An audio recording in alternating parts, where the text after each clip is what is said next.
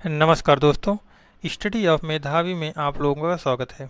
आशा करता हूं आप लोग अच्छे होंगे। दोस्तों, अगर आप मेरे इस चैनल पर नए हैं तो सबसे पहले आप मेरे इस चैनल को सब्सक्राइब कर लीजिए और साथ में बेल आइकॉन की घंटी भी दबा लीजिए, जिससे मेरा आने वाले अगले वीडियो का नोटिफिकेशन आप लोगों तक पहुंच सके।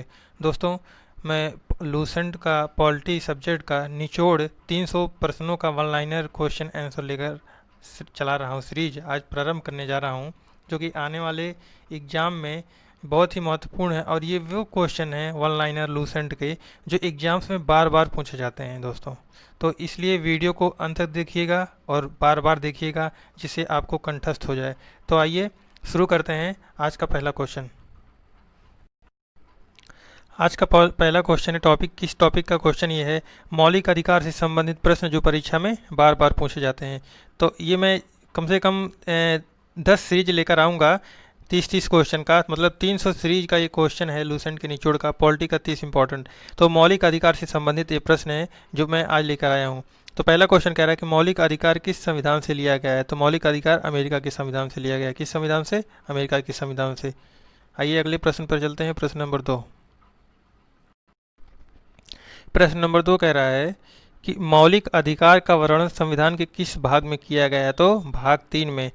किस भाग में किया गया है? भाग 3 में मौलिक अधिकार का वर्णन संविधान के भाग 3 में किया गया है। तीसरा क्वेश्चन है, भारत का मैग्ना कार्टा किसे कहा जाता है। तो भारत का मैग्ना कार्टा मौलिक अधिकार को कहा जाता है। किसको कहा जाता है? क्वेश्चन आता है एग्जाम में, भारत का मैग्ना कार्टा किसे कहा जाता है। तो भारत का मैग्ना कार्टा मौलिक अधिकार को कहा जाता है। प्रश्न 4 में चलते हैं, क्या कह रहा है, मौलिक अधिकार किस अनुच्छेद से किस अनुच्छेद तक भारतीय संविधान में वर्णित है। मतलब किस अनुच्छेद से किस वर्णित, तो ये अनुच्छेद 12 से किसने वर्णित है? 12 से 35 तक वर्णित है। किसमें? 12 से 35 तक है। आइए अगले प्रश्न पर चलते हैं।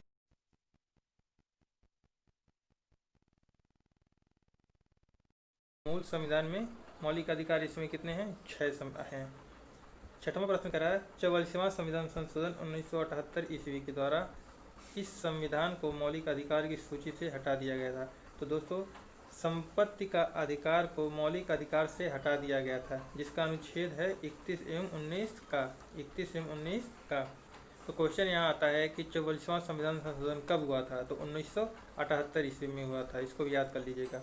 आइए अगले प्रश्न पर चलते हैं। प्रश्न नंबर 6-7। प्रश्न नंबर 7 कह रहा है कि समता या समानता का अधिकार किस अनुच्छेद के अंतर्गत आता है। मतलब right to equality. Right to equality किसके अंतर्गत आता है? ये अनुच्छेद 14 के अंतर्गत आता है। आठवां प्रश्न है, अस्पृश्यता का किस अनुच्छेद के अंतर्गत आता है। मतलब अस्पृश्यता जो संविधान के किस अनुच्छेद में उसका वर्णन किया गया। तो अनुच्छेद 17 में इसका वर्णन किया गया। ये बहुत ही इंपॉर्टेंट क्वेश्चन है, बहुत बार पूछा जाता है कि अस्पृश्यता का वर्णन संविधान के किस अनुच्छेद में किया गया। तो ये 17 अनुच्छेद में किया गया है। आइए आगे चलते हैं, अगला प्रश्न देखते हैं। अगला प्रश्न है, मूल संविधान में स्वतंत्रता का अधिकार किस अनुच्छेद में वर्णित किया गया। मतलब मूल संविधान में स्वतंत्रता का अधिकार किस अनुच्छेद में वर्णित किया गया। तो अनुच्छेद 19 में वर्णित किया गया है। क्या स्वतंत्रता का अधिकार अनुच्छेद 19 में वर्णित किया गया है। 19(1) के तहत क्या है, प्रेस का भी इसी के अंतर्गत, 19 के अंतर्गत प्रेस की स्वतंत्रता भी आती है। आइए अगले प्रश्न पर चलते हैं। प्रश्न नंबर 10। प्रश्न नंबर 10 कह रहा है कि प्रेस की स्वतंत्रता किस अनुच्छेद के तहत वर्णित है। तो अनुच्छेद 19 के तहत प्रेस की स्वतंत्रता वर्णित है। 11 प्रश्न कह रहा है, 86वां संविधान संशोधन कब हुआ था। तो जो 86वां संविधान संशोधन हुआ था वो 2002 ईस्वी में हुआ था। कब हुआ था? 2002 ईस्वी में 86वां संविधान संशोधन हुआ था। आइए अगले प्रश्न पर चलते हैं। अगला प्रश्न क्या है? अगला प्रश्न कह रहा है, संविधान की आत्मा भीमराव अंबेडकर ने किसको कहा है। भीमराव अंबेडकर ने संविधान की आत्मा किसे कहा है। तो संवैधानिक उपचारों के अधिकार को, किसको? संवैधानिक उपचारों के अधिकार को डॉक्टर भीमराव अंबेडकर ने संविधान की आत्मा को कहा है।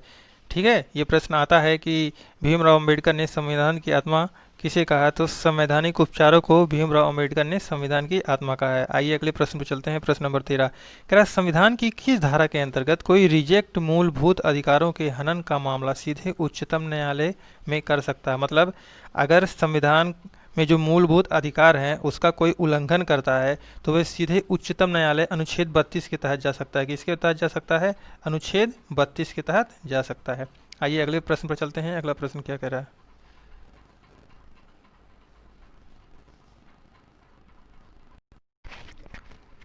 प्रश्न नंबर 14 कह रहा है कि भारतीय संविधान में कितने प्रकार के न्यायिक आदेश हैं, मतलब जो भारत की तरफ से न्याय के लिए कितने प्रकार के आदेश हैं भारतीय संविधान में, तो वो 5 प्रकार के आदेश हैं। कौन कौन से आदेश हैं 5 प्रकार के, वो मैं बता दे रहा हूँ। एक पहला है बंदी प्रत्यक्षीकरण, फिर दूसरा है परमादेश, फिर तीसरा है प्रतिषेध, फिर प्रेषण एवं अधिकार परीक्षा। तो ये 5 जो हैं ये क्या है, भारतीय संविधान में न्यायिक आदेश हैं 5 प्रकार के। ये एग्जाम्स में पूछ ले जाते हैं, ये भी मोस्ट इंपॉर्टेंट है, बहुत इंपॉर्टेंट है दोस्तों ये, इसको आप लर्न कर लीजिएगा इसको भी एकदम। आइए अगले प्रश्न पे चलते हैं। अगला प्रश्न क्या कह रहा है, प्रश्न नंबर 15 कह रहा है कि भारतीय संविधान के अनुसार जीवन का अधिकार एक है, क्या है, मौलिक अधिकार है। मतलब मौलिक अधिकार क्या है, एक जीवन का अधिकार है, ये भारतीय संविधान में कहा गया है। आइए प्रश्न नंबर 16 में, अभिव्यक्ति की स्वतंत्रता किस मौलिक अधिकार के अंतर्गत आती है। तो अभिव्यक्ति की स्वतंत्रता, स्वतंत्रता का अधिकार मौलिक अधिकार के अंतर्गत आती है। अभिव्यक्ति की स्वतंत्रता किसके अंतर्गत आती है, स्वतंत्रता का अधिकार के अंतर्गत आती है। आइए अगले प्रश्न पर चलते हैं। अगला प्रश्न क्या है, भारतीय संविधान के अनुसार संपत्ति का अधिकार है। तो भारतीय संविधान के अनुसार जो संपत्ति का अधिकार है वह एक विधिक अधिकार है। कौन सा अधिकार है, एक विधिक अधिकार है। जो भारतीय संविधान के अनुसार संपत्ति का अधिकार है वह एक विधि।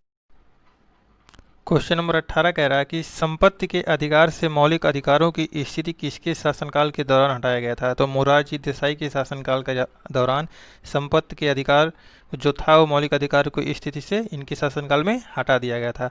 19वां प्रश्न कह रहा है कि भारतीय संविधान के किस अनुच्छेद को डॉक्टर भीमराव अम्बेडकर ने भारतीय संविधान का हृदय और आत्मा कहा है।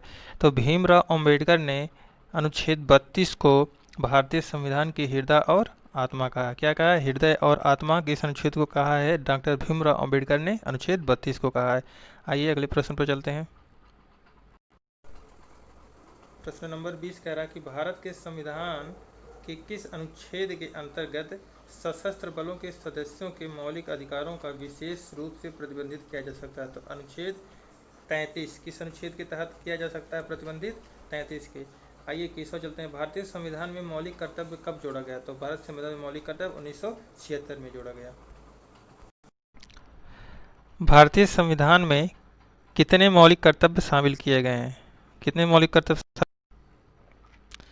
11 मौलिक कर्तव्य भारतीय संविधान में शामिल किए गए। संविधान का निम्नलिखित में से कौन सा अनुच्छेद मौलिक कर्तव्य से संबंधित है। तो अनुच्छेद 51 जो है वो मौलिक कर्तव्य से संबंधित है। आइए प्रश्न नंबर 23 पे चलते हैं, 23 नहीं 24 पे चलते हैं, सॉरी। प्रश्न नंबर 24 करा, मौलिक अधिकार निलंबित किए जा सकते हैं किसके द्वारा, राष्ट्रपति के द्वारा मौलिक अधिकार को सस्पेंड किया जा सकता है। प्रश्न नंबर 25 करा, नागरिकों और विदेशियों दोनों को प्राप्त है क्या विधिक अधिकार। नागरिकों और विदेशियों को दोनों को क्या प्राप्त है, एक विधिक अधिकार दोनों को प्राप्त है। आइए अगला प्रश्न कह रहा है, किस धर्म विशेष के संवर्धन के लिए करों के भुगतान की अनिवार्यता से मुक्ति की गारंटी थी। तो अनुच्छेद 27, क्या कि जो धर्म विशेष के संवर्धन के लिए जो करों के भुगतान की अनिवार्यता से मुक्ति गारंटी दी गई थी वो अनुच्छेद 27 के अंतर्गत दी गई थी। आइए अगले प्रश्न पर चलते हैं। अल्पसंख्यकों के हितों की सुरक्षा पर किस अनुच्छेद के तहत या किस अनुच्छेद में विचार किया गया है। तो कब विचार किया गया है, तो ये अनुच्छेद 29 में विचार किया गया है। ठीक है। मत देने का अधिकार किससे संबंधित है, तो राजनीतिक अधिकार से संबंधित है। जो मत देने का अधिकार है वो राजनीतिक अधिकार से संबंधित है। आइए अगले प्रश्न पर चलते हैं। अगला प्रश्न क्या है, अगला प्रश्न है, उत्प्रेषण से क्या अभिप्राय है। उत्प्रेषण से क्या अभिप्राय है, ये एग्जाम्स में क्वेश्चन पूछ लिया जाता है, उत्प्रेषण से क्या अभिप्राय है। तो उत्प्रेषण का जो अभिप्राय है कि प्रमाणित करना या जानकारी देना। जो उत्प्रेषण का अभिप्राय है मतलब उसका जो अर्थ है, उसका अर्थ है प्रमाणित करना या जानकारी देना। भारत संविधान के किस लेख में शोषण के विरुद्ध अधिकार दिया गया था। अनुच्छेद 23 और 24 में शोषण के विरुद्ध भारत के संविधान में वर्णित किया गया है कि इसके विरुद्ध शोषण मतलब अनुच्छेद जो किसको भी शोषित किया जा रहा है वो उसके विरुद्ध कार्रवाई करने के लिए अनुच्छेद 23 और 24 के लिए दिया गया है। अनुच्छेद 24 और 23 में दिया गया है। आइए अगले प्रश्न पर चलते हैं। शिक्षा का अधिकार की व्याख्या भारत संविधान के किस अनुच्छेद में की गई है। तो शिक्षा के अधिकार की जो व्याख्या की गई है वो भारत के संविधान के अनुच्छेद 21 में की गई है। आइए अगले प्रश्न पर चलते हैं। प्रश्न नंबर, भारतीय संविधान के किस अनुच्छेद में कहा गया है कि भारत के किसी भी नागरिक के साथ धर्म, नस्ल, जाति, लिंग, जन्म स्थान के आधार पर भेदभाव नहीं किया जाएगा। तो जाति, धर्म, लिंग, स्थान के जन्म स्थान का भेदभाव नहीं किया जाएगा। तो ये अनुच्छेद 15 के तहत है।